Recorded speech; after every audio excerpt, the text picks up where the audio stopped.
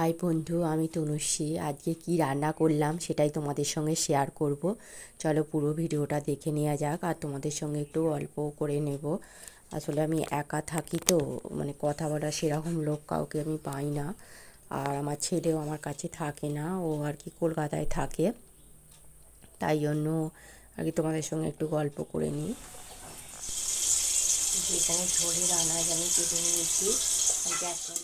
এই যে একদিকে ভাত বসিয়েছি, আর একদিকে ওই ফ্যাঁসকা ছোটো ছোটো যেগুলো হয় ওইগুলো একটু ভাজা করব পেঁয়াজ দিয়ে।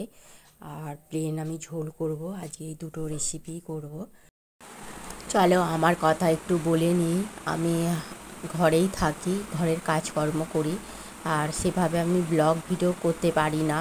মানে এই সবে নতুন শুরু করেছি তো, আমি সেভাবে ব্লগ ভিডিও করতে পারি না। এই তোমাদের সঙ্গে একটু গল্প করছি, করতে করতে আমার এই ফ্যাঁসকা ভাজা হয়ে গেল। এবার আমি ঝোলের আনাজগুলো কেটে নিয়েছি।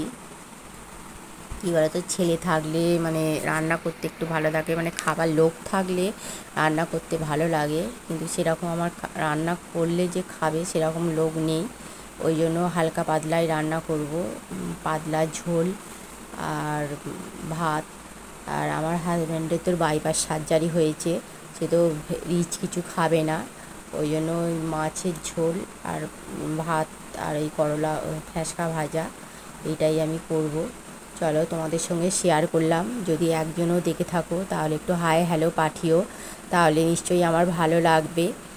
আর কি বলবো, চলো। এই ঝোলে দেবার জন্য আমি একটা মশলা তৈরি করে নেব।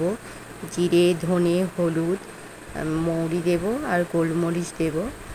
আর এই মশলাটা একটু জল দিয়ে গুলে নেব, নিয়ে আমি ঝোলটা করব। সবাই ভালো থেকো, সুস্থ থেকো, এই কামনায় আমার তরফ থেকে রইল। আর এই যে আমার ঝোল হয়ে গেছে, অল্প মশলা দেওয়ার ঝোল হয়ে গেল, ঝোলটা আমি ঢেলে দিলাম। আর এখানেই আমি ব্লগটা শেষ করছি। চলো আজকের মতন টাটা, আর সঙ্গে থেকো। আর যদি ভালো লাগে আমাকে আর কি, তাহলে চ্যানেলটাকে সাবস্ক্রাইব করে পাশে থেকো, এইটুকু অনুরোধ রইল। তোমাদের সঙ্গে কথা বলে গল্প করে আমার সময়টাও একটু কেটে যায়, আর তোমাদের সঙ্গে একটু কথা বলা হয়ে যায়। কেউ একটু হাই হ্যালো করলে ভালো।